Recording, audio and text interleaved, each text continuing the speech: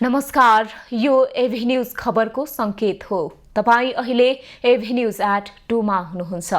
म ममता थापा। प्रारम्भमा मूल खबर।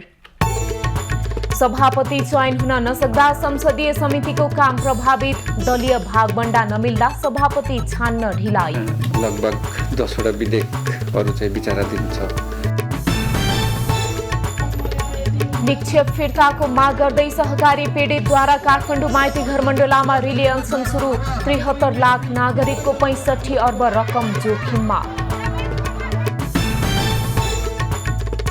स्नान दान एवं आफन्त जम्मा भई रमाइलो गरेर आज साउने संक्रान्ति पर्व मनाइँदै पहिलो सोमबार देशभरका शिवालयमा भक्तजनको घुइँचो। बन्चरे डाँडामा काठमाडौँको फोहोर विसर्जनमा फेरि स्थानीयको अवरोध। फोहोरका कारण स्वास्थ्यमा गम्भीर असर परेको गुनासो।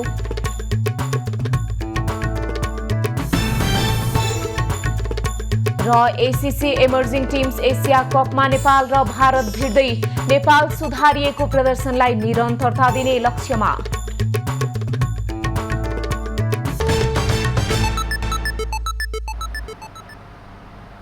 अब खबरको सिलसिला प्रारम्भ गरौं मुख्य सचिवको निर्देशन सम्बन्धी प्रसंगबाट।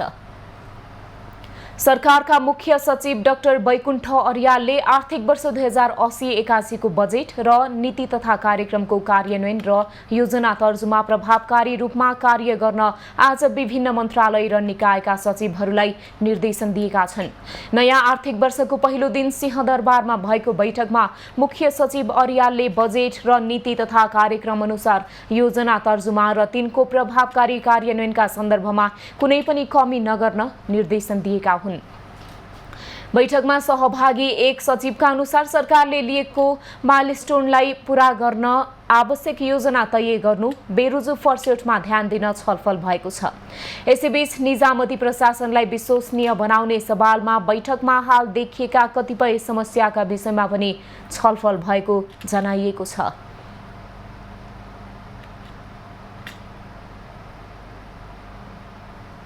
संसदीय समितिमा सभापति चयन हुन नसक्दा समितिको काम प्रभावित भइरहेको छ। संसदीय समिति गठन भएको लामो समय बितिसक्दा पनि समिति सभापति चयन हुन नसक्दा समितिले गर्ने काम कारबाहीहरू प्रभावित बनेका छन्। विभिन्न समितिमा गरी 10 वटा विधेयकहरू विचाराधीन अवस्थामा रहेको संसद सचिवालयले जनाएको छ। सदस्यहरूमध्ये ज्येष्ठ सदस्यको सभापतित्वमा समितिका बैठकहरू बसिरहेका नै छन्। खास गरी विधेयकको सन्दर्भमा चाहिँ विभिन्न समितिहरूमा लगभग 10 वटा विधेयकहरू चाहिँ विचाराधीन छ भन्नाले त संशोधनसहित दफावार छलफलका लागि समितिमा पठाइयोस् भन्ने प्रस्ताव प्रतिनिधि सभाबाट पारित भएर प्रतिनिधि सभाका विभिन्न समितिहरूमा 10 वटा विधेयकहरू विचाराधीन छन्। समिति बैठक हालसम्म गम्भीर प्रकृतिका विषयवस्तुमा प्रवेश गरेको छैन। समिति सभापतिको नेतृत्वमा समिति चलाउँदा नै समितिको सक्रियता र क्रियाशीलता बढ्ने संसद सचिवालयको विश्वास छ। निर्वाचन समिति सभापति नहुँदा समितिको काम कारबाही प्रभावकारी हुन नसकेको बताइएको छ। राजनैतिक दलहरूले आपसी समझदारीमा समिति सभापतिको भागबण्डा गरेको कुरा नेताहरूले बताउँदै आए पनि हालसम्म समितिले सभापति भने पाउन सकेको छैन। हाल समितिको बैठक समितिका ज्येष्ठ सदस्यको सभापतित्वमा बस्दै आएको छ। सहकारी पीडितहरूले आजबाट रिले अनसन सुरु गरेका छन्। देशभरका झण्डै 14,000 सहकारीका बचतकर्ता आफूले बचत गरेको रकम फिर्ता हुनुपर्ने माग गर्दै लामो समयदेखि आन्दोलन गरे पनि सरकारले नसुनेपछि उनीहरूले अनसन थालेका हुन्। दैनिक 8-8 घण्टाको दरमा रिले अनसन पीडितले थालेका हुन्। देशभरिका 32,000 सहकारी मध्ये 14,000 सहकारीबाट ठगिएका 73 लाख नागरिकका पक्षमा अनसन थालिएको पीडित को भनाइ छ। एकदमै विश्वास लागेन। हामी 45 दिनसम्म यसरी धरनामा बस्दा पनि हामी चाहिँ सरकारले सम्बोधन गर्छ हाम्रो मागलाई भनेर हामी कुरेर बस्यौँ। तर उहाँहरूले एउटा आयोग गठन गर्नुभयो र प्रतिवेदन पनि तयार गर्नुभयो। 27 बुँदे प्रतिवेदन तयार गरेर उहाँहरूले सरकारलाई पेश गर्नुभएको छ त्यसमा चाहिँ पीडितको माग सम्बोधन भएको देखिया छैन। त्यही कारणले गर्दा चित्तबुझ्दो प्रतिवेदन नआएसम्म हामी चाहिँ आन्दोलनमा सरिक रहन्छौँ र सरकारले जबसम्म हाम्रो पीडा पूर्ण रूपमा सम्बोधन गर्दैन तबसम्म हामी आन्दोलन फेर्दै जान्छौँ। सहकारी बचतकर्ताहरूको बचत रकम फिर्ता गराउनका लागि हामी 45औं दिनदेखि 24 घन्टे धर्नामा थियौँ, तर राज्यले हाम्रो माग पुरा नगरिसकेपछि हिजो यहाँले हेर्नुभएको छ धेरै साथीहरू घाइते पनि हुनुभएको छ र अब हामी यति सजिलै तरिकाले बस्दैनौँ, बरु गए हाम्रो ज्यान यहीँ माइतीघर मण्डलामा जाओस्, तर हामी जबसम्म हाम्रो माग पुरा हुँदैन तबसम्मका लागि अब अझ बलियो तरिकाले अगाडि बढ्छौँ भनेर हामी चाहिँ अहिले रिले अनसनबाट सुरु गर्दैछौँ। 45 दिनदेखि धर्नामा रहे पनि सरकारका तर्फबाट समस्या समाधानको प्रस्ताव नआएको भन्दै पीडित आक्रोशित छन्। देशैभर 73 लाख नागरिकको 65 अर्ब रुपैयाँ भन्दा बढी रकम सहकारी सञ्चालकले ठगेको तथ्याङ्क छ। त्यसको ब्याज जोड्नै बाँकी छ। साउने संक्रान्ति पर्व देशभर आज मनाइँदैछ। सौरमान अनुसार सूर्य दक्षिणतिर सरेर कर्कट रेखा माथि पुग्ने हुनाले आजको दिनलाई कर्कट संक्रान्ति पनि भनिन्छ। साउन संक्रान्ति पर्व आज देशभर स्नान, दान एवं आफन्त जम्मा भई रमाइलो गरेर मनाइँदैछ। कृषि प्रधान देशमा मानो खाई मुरी उब्जाउने भन्ने कथन अनुसार असार महिनाभर गरेको खेतीपातीको कामबाट थकित किसानले हिलो मैलो पखाली घर परिवार र आफन्तका साथ रमाइलो गरी मिठा व्यञ्जन खाने चलन छ। असारे हिलोका कारण फैलिन सक्ने रोगबाट जोगिन आजको दिनलाई लुतो फाल्ने दिनका रूपमा समेत लिने चलन छ।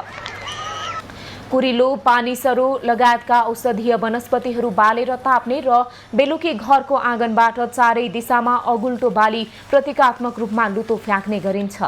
लुतो फ्याँक्दा नाङ्लो ठटाउने, शङ्ख फुक्ने, घण्ट बजाउने, ढिकी कुट्ने र एकछिन घरको ढोका बन्द गर्ने चलन छ। यसैबीच विभिन्न शिवालयमा आजबाट धार्मिक अनुष्ठान सुरु भएको छ। साउन महिनाभर शिवको पूजा आराधना गर्ने परम्परा छ। भक्तहरूले विशेष गरी साउने सोमबार व्रत बस्ने र शिव मन्दिरमा पूजा आजा गर्ने गर्छन्। पशुपतिनाथ, भक्तपुरको डोलेश्वर महादेव लगायत विभिन्न शिवालयमा आजबाट मेला सुरु भएको छ। त्यस्तै आज औँसी तिथि र सोमबार एकै दिन परेको दिन सनातन धर्मावलम्बीले सोमबारे औँसी मनाउँछन्। यस्तो संयोग परेको दिनलाई मौनी औँसी पनि भनिन्छ।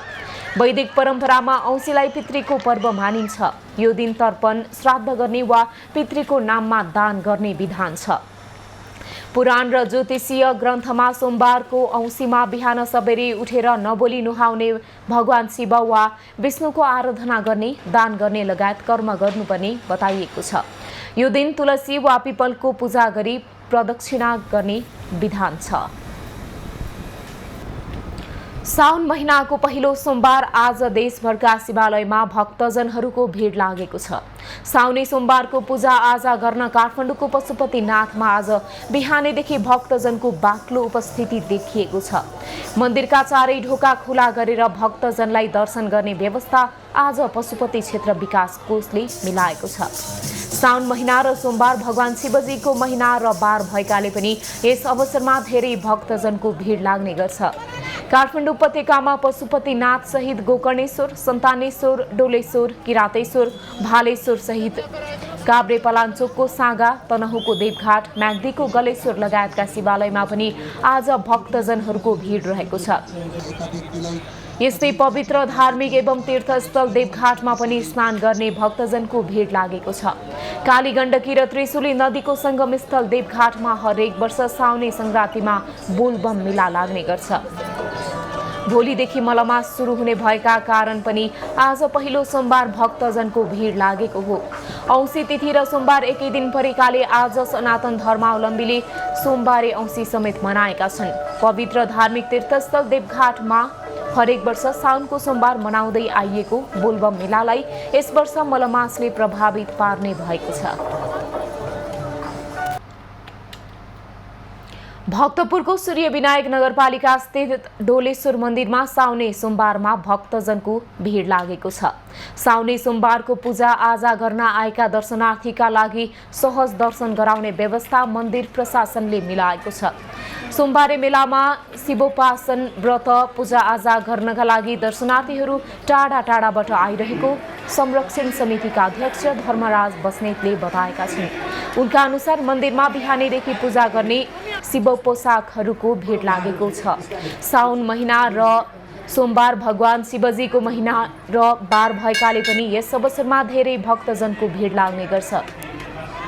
काठमाडौँ उपत्यकामा पशुपतिनाथ सहित गोकर्णेश्वर, सन्तानेश्वर, डोलेश्वर, किरातेश्वर, भालेश्वर सहित काभ्रेपलाञ्चोकको साँगा, तनहुँको देवघाट, म्याग्दीको गलेश्वर लगायत शिवालयमा भक्तजनहरू बिहानैदेखि स्नान गरी महादेवको पूजा आराधनामा व्यस्त छन्। नेपाली कांग्रेस पदाधिकारी बैठक बस्दैछ। केन्द्रीय समितिको बैठकमा पेश गर्ने एजेन्डाबारे छलफल गर्नका लागि दिउँसो बैठक बस्न लागेको हो।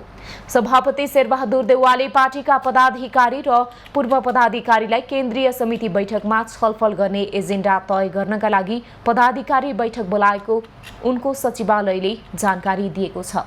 देउवाले भोलि पदाधिकारीसँग छलफल गरेपछि पर्सि बिहान 2 महामन्त्री गगन थापा र विश्वप्रकाश शर्मासँग पुनः छलफल गर्ने तयारी गरेका छन्। यसैबीच केन्द्रीय समितिको बैठकका एजेन्डाका विषयमा नेपाली कांग्रेसको शेखर गगन समूहले अलग्गै छलफल गरेको छ। काठमाडौँको विशाल नगर स्थित डाक्टर शेखर कोइरालाको सम्पर्क कार्यालयमा सोमबार बिहान संस्थापन इतर समूहका नेताहरू बीच छलफल भएको हो। गत 27 असारमा बस्ने भनिएको कांग्रेस केन्द्रीय समितिको बैठक अन्तिम समयमा आएर स्थगित भएको थियो। प्रधानमन्त्री पुष्पकमल दाहालकी श्रीमती सीता दाहालको निधनपछि स्थगित भएको सो बैठक साउन 2 गते बस्दैछ। आजको बैठकले केन्द्रीय समितिको बैठकका एजेन्डा तय गरेर केन्द्रीय समिति बैठकमा पेश गर्नेछ। सत्ता साझेदार नेकपा एकीकृत समाजवादीको सचिवालय बैठक आज पनि जारी छ। बैठक कीर्तिपुरको चम्पादेवीमा रहेको पुष्पलाल स्मृति प्रतिष्ठानमा बसिरहेको छ। शुक्रबारदेखि जारी बैठकमा 7 वटा कार्यसूचीमा आधारित भएर छलफल भइरहेको छ। बैठकमा संगठन सुदृढीकरणको विशेष अभियानको सामान्य जानकारी, वर्तमान र हाम्रा कार्यभार, सबैबाट विचारहरूको प्रस्तुति, आगामी कामको विस्तृत योजनाबारे छलफल हुनेछ। त्यस्तै कार्यविभाजन कमिटीमा समायोजन तथा थपघट, जनसंगठन, युवा र विद्यार्थी विभागहरूको कामको व्यवस्थापन लगायतका विषयमा पनि छलफल हुने नेताहरूले बताएका छन्। त्यस्तै पार्टीको महाधिवेशनबारे पनि समाजवादीले छलफल गरिरहेको छ। आजबाट सिस्टोल र बन्चरे डाँडामा काठमाडौँ उपत्यकाको फोहोर फ्याँक्न प्रतिबन्ध लगाइएको छ। ककनी गाउँपालिका, धुनीबेसी नगरपालिकाका जनप्रतिनिधि र स्थानीयले काठमाडौँबाट फोहोर बोकेर गएका टिप्परलाई बाटोमै रोकेका छन्। डम्पिङ साइट आसपासका ढुङ्गाना गाउँ, पहिरे र सुडिनी लगायतका ठाउँमा फोहोरले बस्न नसकिने अवस्था आएको स्थानीयको भनाइ छ। आफूहरूको मागको सुनवाई नभएकाले फोहोर अवरोध गरिएको स्थानीय जनप्रतिनिधिको भनाइ छ। नुवाकोटको ककनी गाउँपालिकाले प्रत्येक फोहोर बोकेर लगेको ट्रकको 1500 रुपैयाँ लिने विषय गाउँसभाबाट पारित गराएको थियो। तर अहिले पैसा उठाउने विषय भन्दा पनि स्थानीयको स्वास्थ्य महत्त्वपूर्ण भएकाले फोहोर नै फाल्न नदिने निष्कर्षमा उनीहरू पुगेका हुन्। संचार सचिव कृष्णबहादुर राउत सहितलाई अदालतमा आज उपस्थित गराइँदैछ। सर्वोच्च अदालतको आदेश अनुसार ललिता निवास प्रकरणमा केन्द्रीय अनुसन्धान ब्युरोको हिरासतमा रहेका संचार सचिव कृष्ण प्रसाद राउत, भाटभटिनी सुपरमार्केटका सञ्चालक मीनबहादुर गुरुङ सहितलाई सोमबार अदालतमा उपस्थित गराइन लागिएको हो। आइतबार अन्य बन्दीको रिटका कारण उनीहरूको मुद्दा हेर्न नभ्याइएपछि अदालतको आदेश अनुसार आज अदालतमा पेश गर्न आदेश दिइए अनुसार आज उनीहरू उपस्थित हुन लागेका हुन्। रिटको सुनवाई न्यायाधीश द्वय प्रकाश कुमार ढुङ्गाना र नहकुल सुवेदीको इजलासमा हुँदैछ। सहकारी पीडितहरूले आजबाट आमरण अनसन सुरु गरेका छन्। देशभरका झण्डै 14,000 सहकारीका बचतकर्ता आफूले बचत गरेको रकम फिर्ता हुनुपर्ने माग गर्दै लामो समयदेखि आन्दोलन गरे पनि सरकारले नसुनेपछि उनीहरूले अनसन थाल्ने भएका हुन्। देशभरिका 32,000 सहकारी मध्ये 14,000 सहकारीबाट ठगिएका 73 लाख नागरिकका पक्षमा अनसन गर्न लागि पीडितको भनाइ छ। 45 दिनदेखि धरनामा रहे पनि सरकारका तर्फबाट समस्या समाधानको प्रस्ताव नआएको भन्दै पीडित आक्रोशित छन्।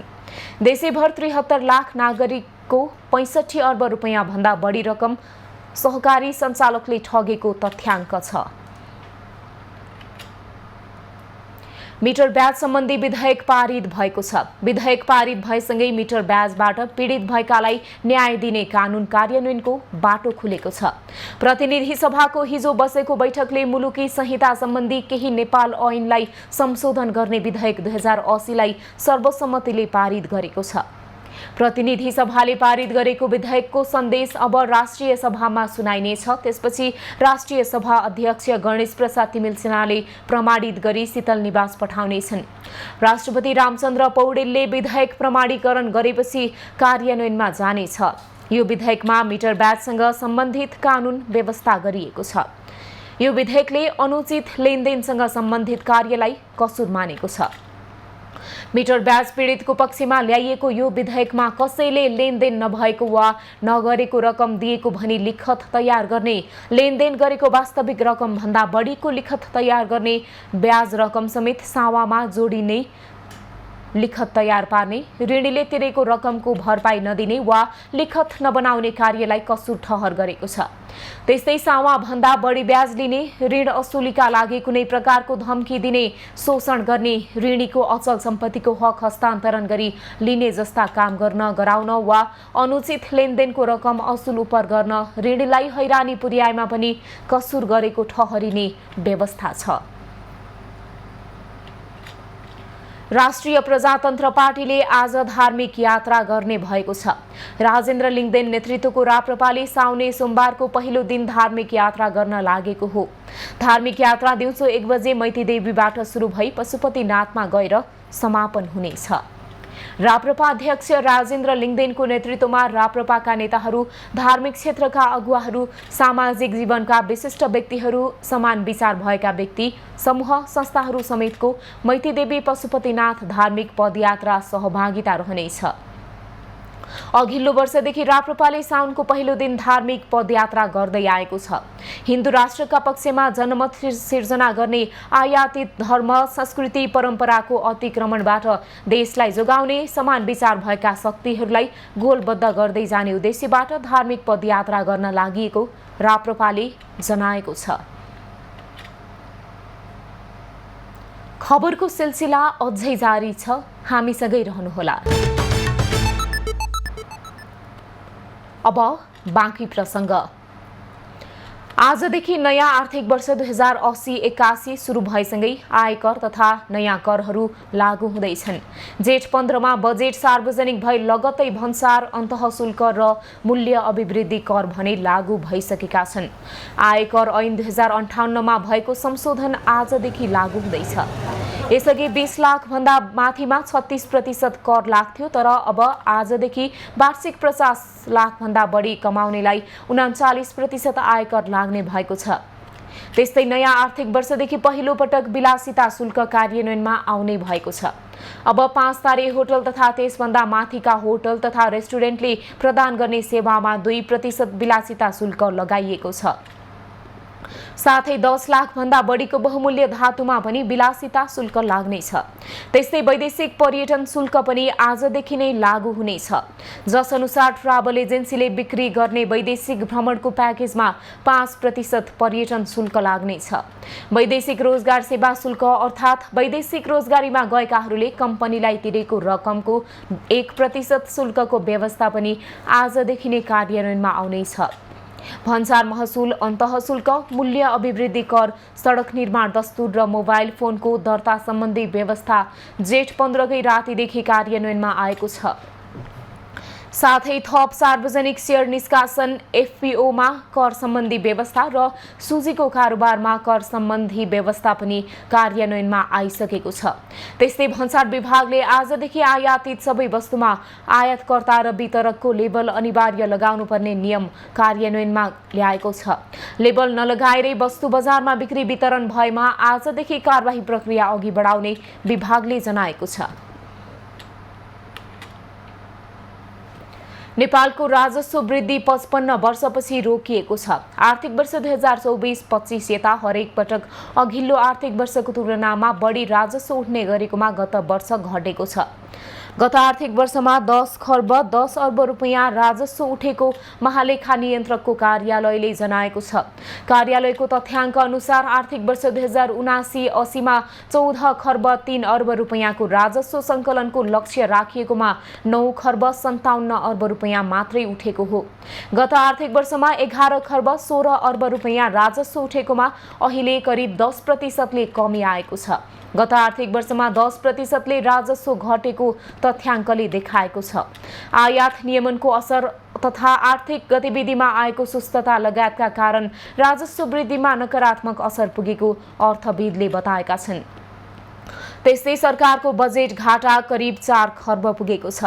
गत आर्थिक वर्षमा 9 खर्ब 57 अर्बको राजस्व 21 अर्ब रुपैयाँले अनुदान 21 अर्ब रुपैयाँको अनुदान तथा 53 अर्ब 20 करोड रुपैयाँको अन्य प्राप्ति गरेको छ। यसरी सरकारी आम्दानी 10 खर्ब 31 अर्ब रुपैयाँ पुग्दा खर्च 14 खर्ब 29 अर्ब रुपैयाँ पुगेको छ।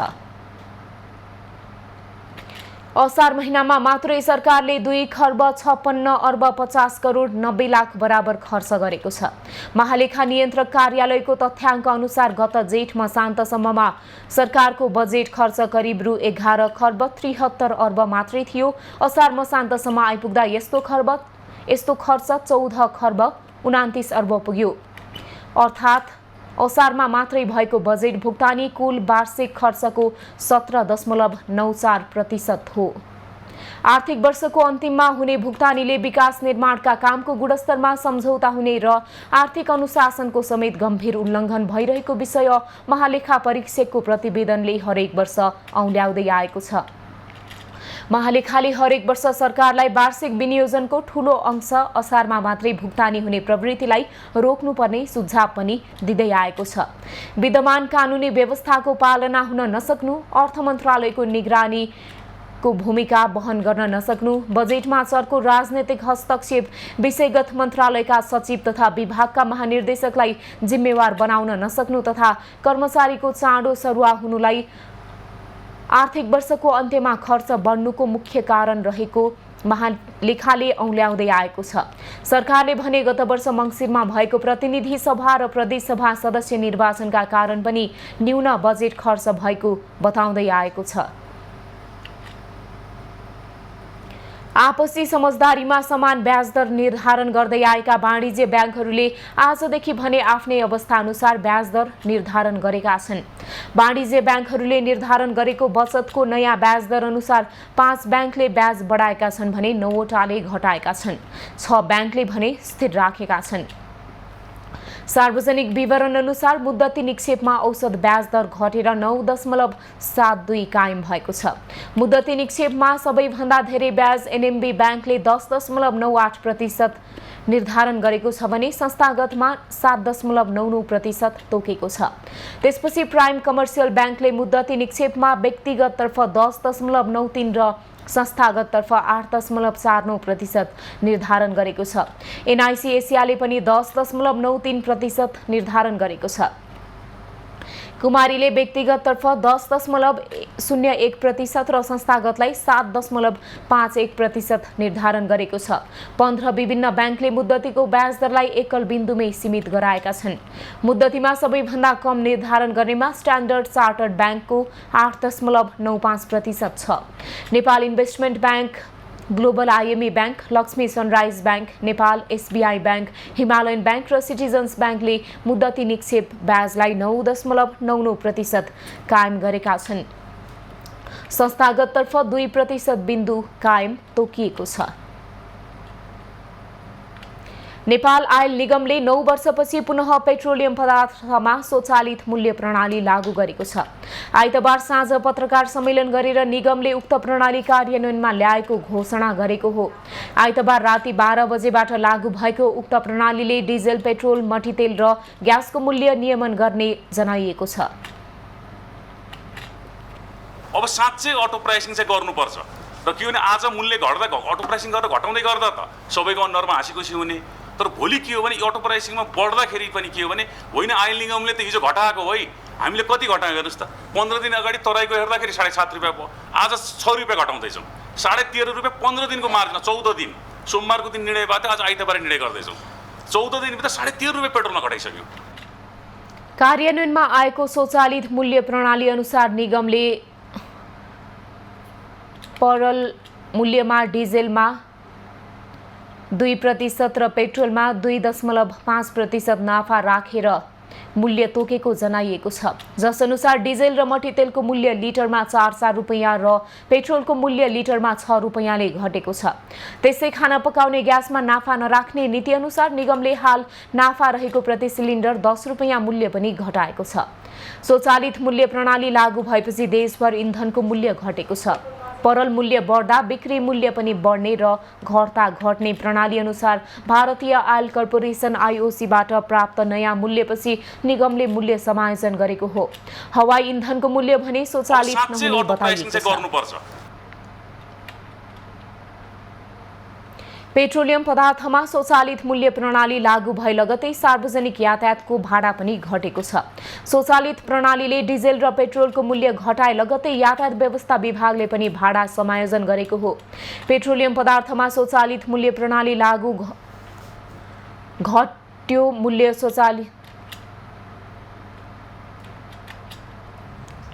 स्वचालित मूल्य प्रणाली लागू भएसँगै डिजेलमा 4 र पेट्रोलमा प्रति लिटर 6 रुपियाँ घटेको छ।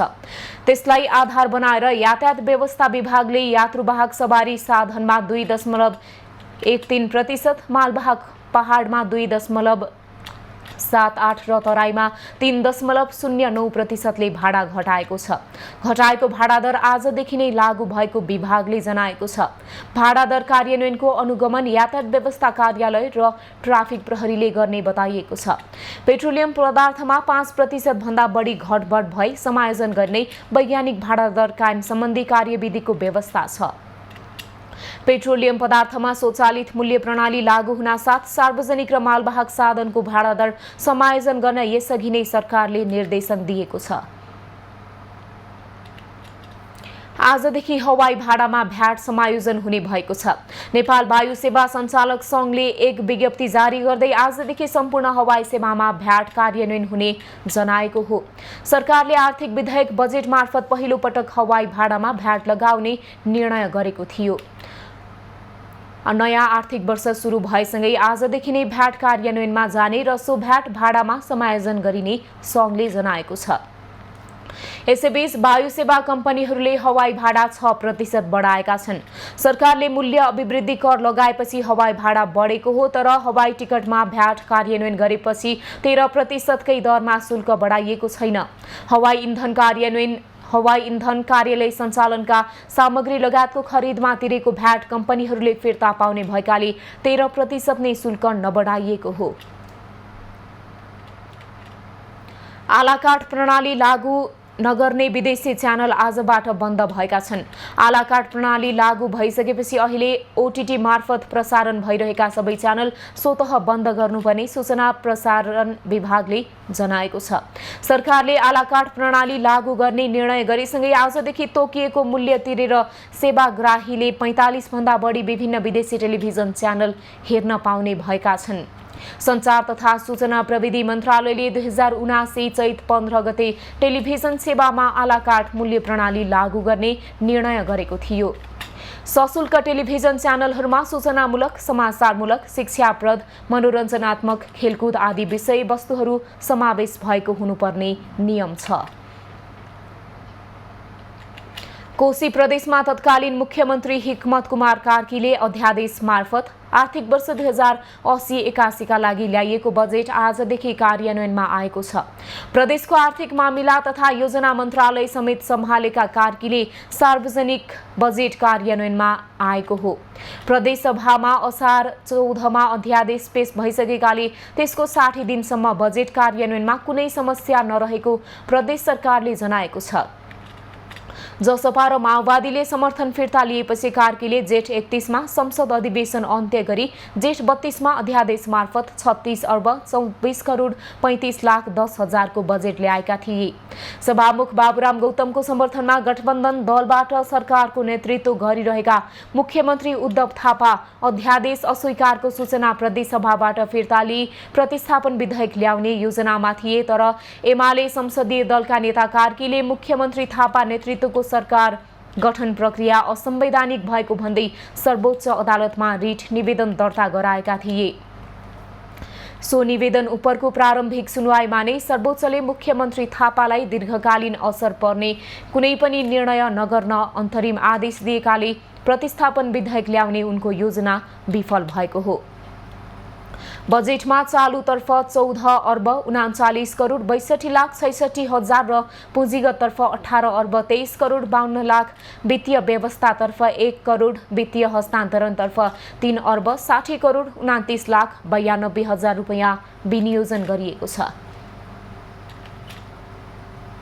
संघीयतामा शिक्षाको गुणस्तर र व्यवस्थापनमा नेपालको अनुभव सुखद नरहेको शिक्षाविदले बताएका छन्। शिक्षाविद राजकुमार ढुङ्गानाले केन्द्रीकृत व्यवस्थाबाट स्थानीय सरकारमा हस्तान्तरण भएका विद्यालय र शिक्षा अपेक्षाकृत सफल र फलदायी हुन नसकेको बताएका हुन्। विद्यालय शिक्षाको यो अन्यलग्रस्त र उच्च शिक्षाको अवस्था र विश्वविद्यालयको शिक्षा झनै डामाडोल रहेको ढुङ्गाना बताउँछन्। संघीयताले चाहिँ वास्तवमा अहिलेको यो विश्वविद्यालयलाई पनि एक किसिमले सही दिशा दिइसकेको अवस्था छैन, देखिँदैन। र त्यो खासमा त्यसमा चाहिँ कानुनी अन्यलता अझै पनि छ। विश्वविद्यालयको स्वायत्ततामा प्रश्न छ, किनभने विश्वविद्यालयमा अझै पनि के भने त्यो विश्वविद्यालय आफैमा न स्वायत्त छ न उनीहरू चाहिँ आफैमा सेल्फ सफिसियन्ट छन्। संघीयताले चाहिँ वास्तवमा शैक्षिक क्यालेन्डरमा विश्वविद्यालय नहुँदा समस्या झनै बढेको शिक्षाविदको भनाइ छ। विद्यार्थीको घट्दो संख्या र गिर्दो आकर्षण हेरेर तिनै तहका सरकार बसिरहेको आरोप पनि उनीहरूको छ। संघीयतासँगै बाँडिएको अधिकारलाई आवश्यक बजेट र संयन्त्र, आर्थिक स्रोतमाथिको पहुँच र परिचालनको प्रशासकीय अधिकार, नियुक्ति व्यवस्थापन र कानुनी बन्दोबस्ती नगरिदिँदा यो अन्यलको अवस्था आएको बताइन्छ। शिक्षाको विषयमा संवैधानिक व्यवस्था, शिक्षाको गुणस्तर, लगानी र प्रतिफल र व्यवस्थापनबारे सूक्ष्म ढङ्गले विश्लेषण गर्नुपर्ने आवश्यकता पनि सरकारवालाले औल्याएका छन्। पर्वतको फलेवास नगरपालिका 5 खानी गाउँदेखि फलेवास नगरपालिका 7 लिमिठाना लमाए खोला जोड्ने झोलुङ्गे पुल जोखिममा परेर ढुङ्गा उत्खनन गरिएको छ। ढकालथरदेखि जोगीको भिर जोडिने लमाए खोलाको पुल नजिकै उत्खनन गरिएको हो। जिल्ला समन्वय समितिको टोलीले अनुगमन गरेर उत्खनन रोक्ने जनाएको छ।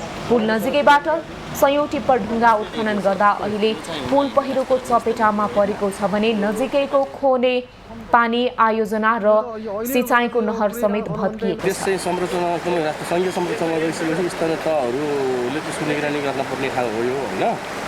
त्यो निगरानी भन्नुभएको कुरो तपाईँले देख्नुभयो। म त आज मात्रै देख्नु चुनावमा उसको पनि फेरि चुनावमा पारेर यस्तो राम्रो ठाउँमा नै उत्खनन भइरहेको उत्खनन नै हो। त्यस कारण यस्ता कुराहरूलाई चाहिँ नगरपालिकाले गाउँपालिकाहरूले चाहिँ निगरानी गर्न पर्ने हो। हामीले आज देखियो कि यसलाई चाहिँ हामीले छिटै नै पत्रचार गर्छौँ। पुल नजिकैको भिर उत्खनन गर्दा खानेपानी आयोजना र सिँचाइको नहर समेत भत्किएपछि स्थानीय बचाउनका लागि आग्रह गरेका छन्।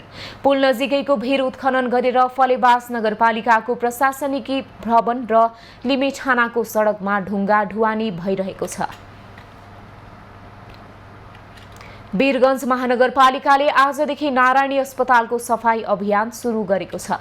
अभियानको शुभारम्भ गर्दै महानगर प्रमुख राजेश मानसिंहले अस्पताल परिसर सफा स्वच्छ राख्ने अभियानमा साथ दिन आग्रह गरेका छन्।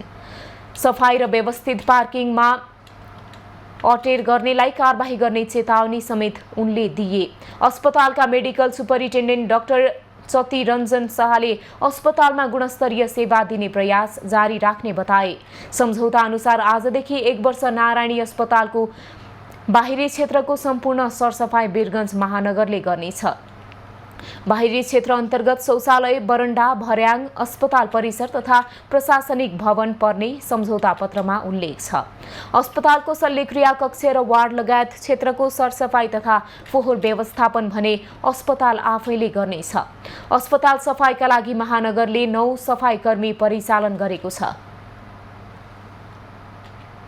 बर्दियालाई पुनः खोप सुनिश्चित जिल्ला घोषणा गरिएको छ। बर्दिया 16 देखि 59 महिना उमेर समूहका कुनै पनि बालबालिका खोपबाट वञ्चित नभएकाले यसलाई दिगोपन राख्ने प्रतिबद्धता गर्दै पूर्ण खोप सुनिश्चित जिल्ला घोषणा गरिएको हो। संघीय संसद सञ्जय कुमार गौतमले एक औपचारिक सभाका बीच पूर्ण खोप सुनिश्चित जिल्ला घोषणा गर्दै यसलाई दिगो राख्न सबै चनाखो हुनुपर्ने बताए।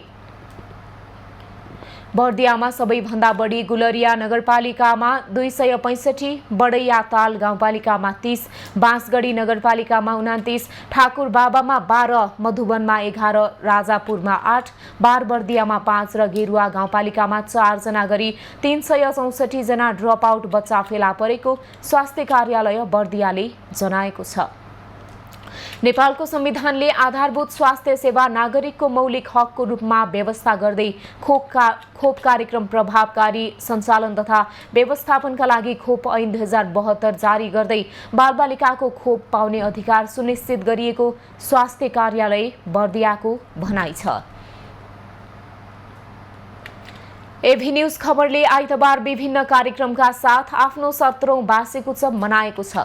टेलिभिजन परिसरमा आयोजित वार्षिक उत्सव कार्यक्रममा एभी न्यूज खबरका कार्यकारी अध्यक्ष भास्कर राज राजकर्णिकारले कर्मचारी र खबरकर्मीलाई टीका खादा तथा प्रसाद ग्रहण गरे। सो क्रममा अध्यक्ष राजकर्णिकारले आगामी वर्षमा एभी न्यूज खबरलाई एउटा पृथक पहिचान सहितको मौलिक अन्तर्राष्ट्रिय नेपाली खबर मञ्चमा स्थापित गर्ने प्रतिबद्धता जनाए। एभी न्यूज खबर आगामी दिनमा थप सशक्त ढंगले अघि बढ्ने उनको भनाइ थियो। अध्यक्ष राजकर्णिकारले एभी न्यूजले करिब 1.5 दशकको आफ्नो अविचलित, अनवरत, निरन्तर र विश्वसनीय खबर यात्रालाई परिपक्व र राष्ट्रको सर्वश्रेष्ठ खबर च्यानलका रूपमा स्थापित गरेको पनि बताए। कार्यक्रममा एभी न्यूज खबरका कार्यकारी निर्देशक समृद्धि राजकर्णिकारले प्रमुख कार्यकारी अधिकृत मिलन श्रेष्ठ, कर्पोरेट निर्देशक सञ्जीव प्याकुरेल लगायतको उपस्थिति रहेको थियो। 2064 साल असार 32 गतेबाट प्रसारण प्रारम्भ गरेको एभी न्यूज आइतबारबाट 17 वर्षमा प्रवेश गरेको छ। एभी न्यूजले राष्ट्र, राष्ट्रियता र जनतालाई केन्द्रमा राखेर खबर प्रसारण गर्दै आएको छ। एभी न्यूजले स्थापना कालदेखि नै विश्वसनीय समाचार र विश्लेषणलाई विश्वभरका नेपाली माझ पुर्याइरहेको छ। त्यस्तै युट्युब च्यानल र अनलाइनमा समेत एभी न्यूजका प्रसारण हेर्न सकिन्छ। नेपाली आकाशमा 2064 साल असार 32 गते तरङ्गित एभी न्यूज खबरले आफ्नो संकेत प्रवाह गरेको 16 वर्ष पूरा भएको छ। 16 वर्षको यो अथक र अनवरत यात्रामा नेपाली टेलिभिजन जगतमा एभी न्यूज खबरले एउटा छुट्टै पहिचान, शैलीका साथै आफूलाई पृथक धारमा स्थापित गर्न सफल भएको छ। शुभ सन्ध्या। लामो समयको प्रसव वेदना पश्चात आज एभी न्यूज टेलिभिजनको प्रसारण आरम्भ गर्ने शुभ साइट जुड्यो।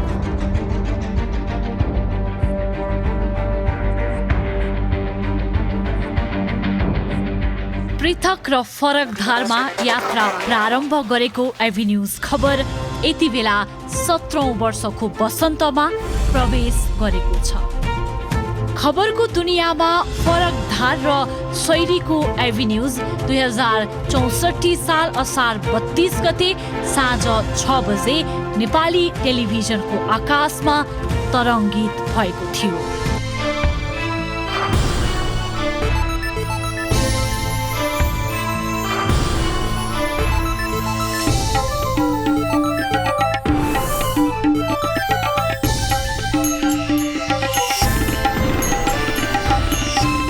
वर्ष अघि प्रसारण सुरु गरेको एभी न्यूज खबरले राष्ट्र, राष्ट्रियता र जनतालाई केन्द्रमा राखेर खबर प्रसारण गर्दै आएको छ।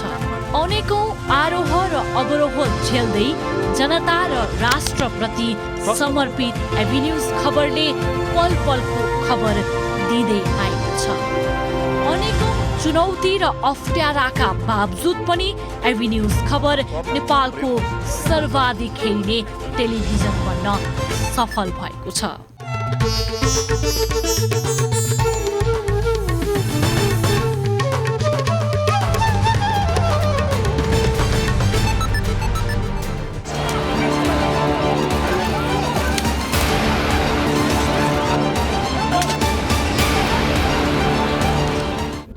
वर्ष अघि नेपाली खबर क्षेत्रमा नयाँ आयाम थप्न सफल भएको एभिन्यूज टेलिभिजनहरूको विश्वविद्यालय बन्दै आएको छ।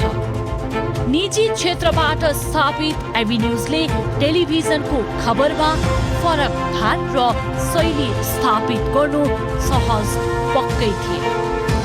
24 घण्टे खबर टेलिभिजनको अभ्यास नयाँ थियो नै, त्यो भन्दा कम लगानी चुनौतीको विषय थियो। चुनौतीको पहाडलाई सामना गर्दै लक्ष्य चुम्ने हुटहुटीका साथ एभिन्यूज अघि बढेको थियो, बढिरहेको छ र बढिरहनेछ। निरन्तर प्रसारणको 16 वर्षमा हामीले पत्रकारिताको मूलभूत सिद्धान्तलाई कहिले भुलेनौं। एभिन्यूजले प्रसारणको 16 वर्षमा समाजका सबै क्षेत्रलाई प्राथमिकतामा राखेको छ। देशको राजनीतिक, आर्थिक, सांस्कृतिक, शैक्षिक, स्वास्थ्य र जनजीविकाका सवाल हाम्रो खबरको प्राथमिकतामा परेका छन्।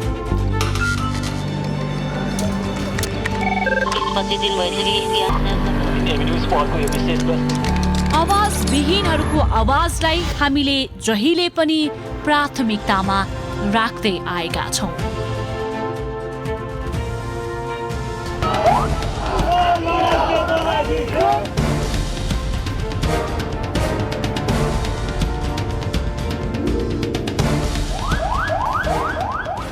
स्थापना कालदेखि नै एभिन्यूज खबरले विश्वसनीय खबर विश्लेषणलाई विश्वभरमा नेपाली माझ पुर्याइरहेको छ। एभिन्यूज खबर विश्वका 100 भन्दा बढी देशमा हेर्न सकिन्छ। त्यस्तै युट्युब र अनलाइन संस्करणमा समेत एभिन्यूजका प्रसारण हेर्न सकिन्छ। सत्य र तथ्य सहितका खबरमूलक सामग्रीका लागि एभिन्यूज खबर सधैँ प्रतिबद्ध रहेको छ। 17औं वार्षिक उत्सवका अवसरमा हामी सधैँ सहयोग, सद्भाव दिनुहुने दर्शकहरू, विज्ञापनदाता, शुभचिन्तक लगायत सबैप्रति नतमस्तक रहिरहनेछौँ। आगामी दिनहरूमा पनि संवाद सेतु बन्ने अभियानमा इमानदारीतापूर्वक दृढ सङ्कल्पित रहिरहने प्रतिबद्धता जाहेर गर्दछौँ। खबरको सिलसिला अझै जारी छ, हामीसँगै रहनुहोला।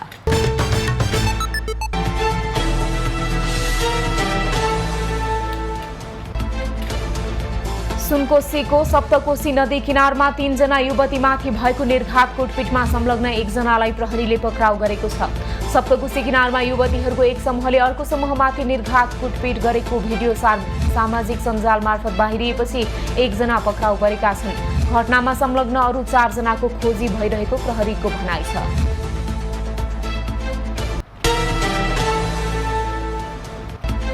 कर्णाली प्रदेश सरकारले साउने संक्रान्ति तथा देउडा पर्वको अवसरमा सार्वजनिक बिदा दिएको छ। प्रदेश सरकार आन्तरिक मामिला तथा कानून मन्त्रालयले एक सूचना जारी गर्दै सबै सरकारी र सार्वजनिक संस्थानमा आज सार्वजनिक बिदा दिएको हो। साउने संक्रान्ति अर्थात् देउडा पर्व माथिल्लो कर्णालीका जिल्लामा भव्य रूपले मनाइन्छ। किराँती समुदायले आज सिसेक्पा तङनाम मनाउँदैछन्। साउने संक्रान्तिलाई किराँती समुदायले सिसेक्पा तङनाम भनेर मनाउने गर्छन्। इष्टदेवको सम्मानमा आजको दिन नयाँ पाकेका फलफुल चढाउन डोरीमा तुनेर ढोकामाथि झुन्ड्याउने परम्परा छ। आज आफ्नो घरमा भएको अन्न, फलफुल र अन्य परिकार बनाएर खानपिन गरी रमाइलो गर्ने परम्परा पनि छ।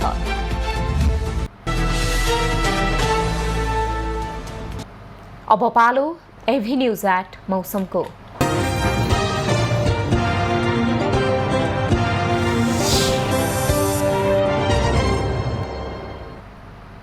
हाल गण्डकी प्रदेशका केही साथै कोशी बागमती र कर्णाली प्रदेशका थोरै लगायत बाँकी प्रदेशका केही स्थानहरूमा हल्कादेखि मध्यम वर्षा भइरहेको छ।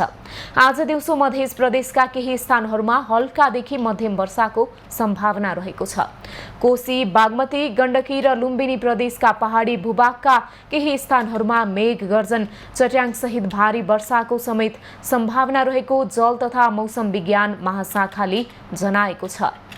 आज काठमाडौँ उपत्यकाको अधिकतम तापक्रम 30 डिग्री सेल्सियस र न्यूनतम तापक्रम 21 डिग्री सेल्सियसका बीचमा रहने अनुमान गरिएको छ। आज सूर्योदय 5:18 भयो भने सूर्यास्त साँझ 7:01 हुनेछ। आज देशभरको मौसम कस्तो रहला त हेरौं देशका विभिन्न स्थानको अनुमानित मौसमी अवस्था।